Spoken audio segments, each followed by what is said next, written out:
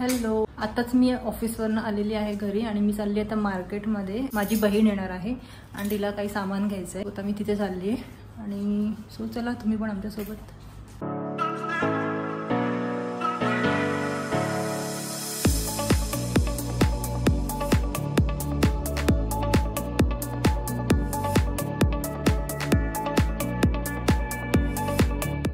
मुंबईत ठाण्याला शॉपिंग करायला आले.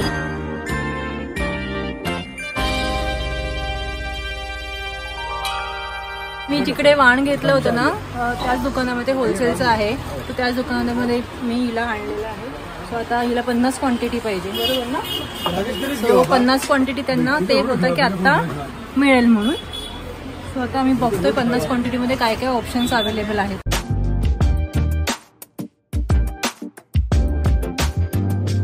आयटम आहे हे हळदी कुंकवाचं करंडा.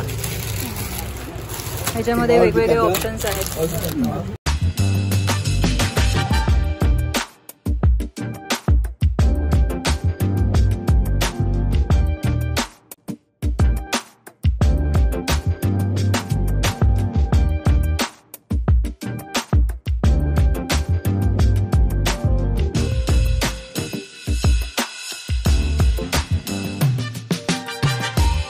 मॉल मध्ये पण आहे.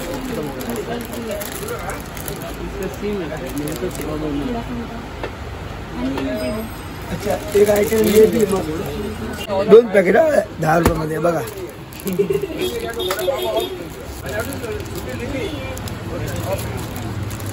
मस्त आहे, पण हे जरा असं नाजूक वाटतंय. नाही बराबर आहे. ब्रॉस मध्ये डालते.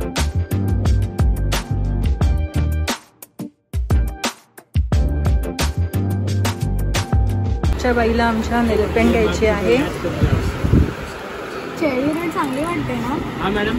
चेरी रेड म्हणजे कोणता? ये बांटते तो अच्छा लगता है. हाँ नहीं, वो पहले 5 साल रहता है ना तो ये देते हैं.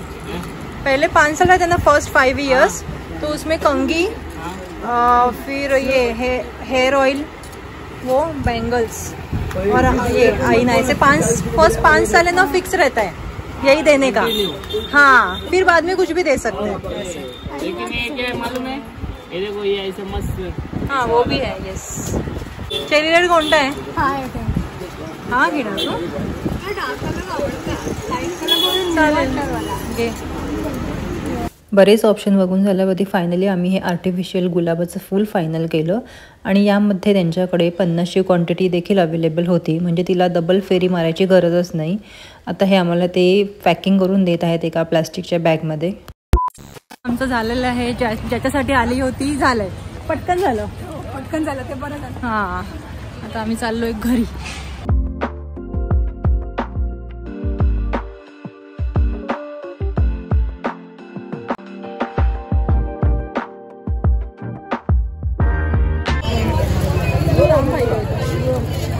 वाटतंय का लांब? हां, अजून लांब पाहिजे. अजून नको, बरोबर आहे.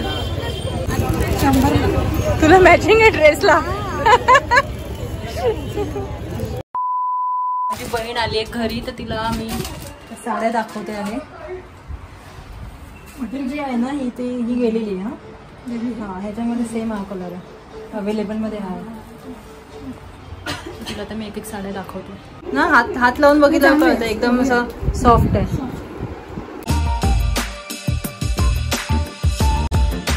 मला नाही माहिती की तुम्ही घरी नाही येत ते. मी आल्यावरती मी म्हटलं अरे 10 मिनिटं त्यांनी हे घेतलं, ब्रेक घेतला.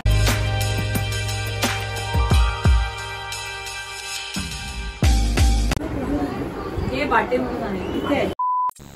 हे 3 नंबर मोठी नवी मुंबई. गोंबिवलीला पण नाही. ती बऱ्या ठाण्याला कामाला यायची.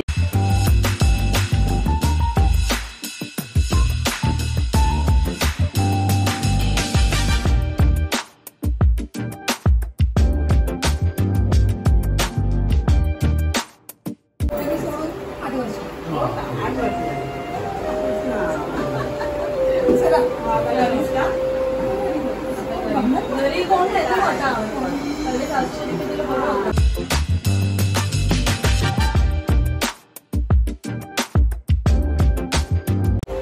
या परत. बहिणीला सी ऑफ करून आम्ही जेवणं वगैरे उरकून घेतली आणि लगेच आम्ही तिळगुळाच्या तयारीला लागलो.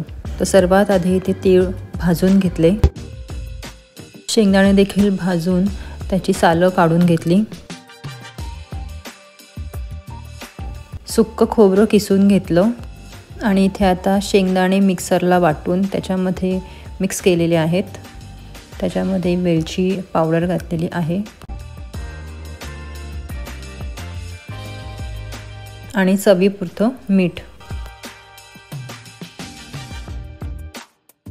नंतर हे सगळं हाताने एकदम मस्त असं एकजीव करून घेतलं. सुक्कं खोबरं जे किसलेलं होतं ते देखील भाजून घेतलं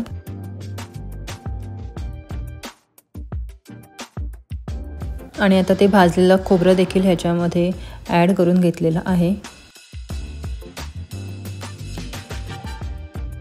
आता सगळे जिन्नस एकजीव करून घेत आहे.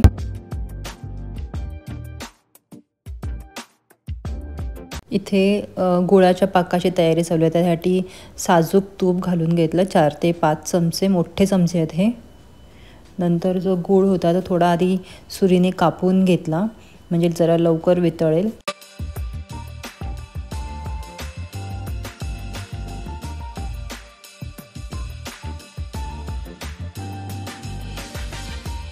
आता इथे आम्ही चेक करत आहोत की एक तार झाली आहे का, आणि नंतर थोडासा गूळ जो आहे तो पाण्यात घालून त्याचा असा गोळा करून चेक करतोय की तो व्यवस्थित झालेला आहे का.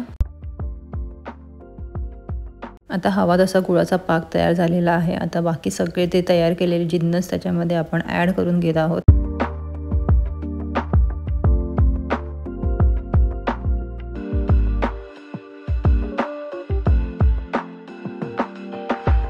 आणि आता लगेच असते गरमच असताना आम्ही लाडू वाळायला सुरुवात केली.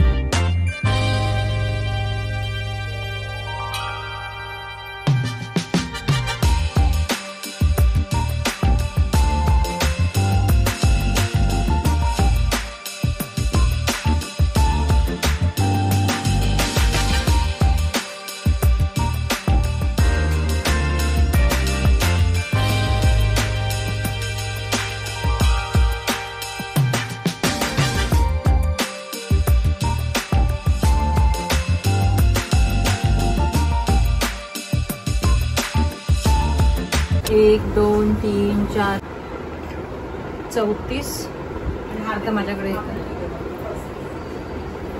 सो आमचे सेकंड राऊंड ऑफ तिळगुळ झालेले आहेत.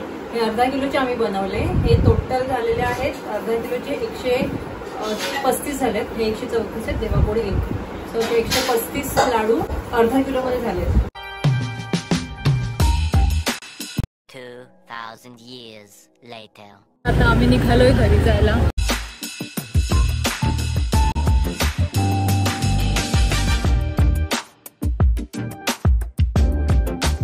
चल बघा.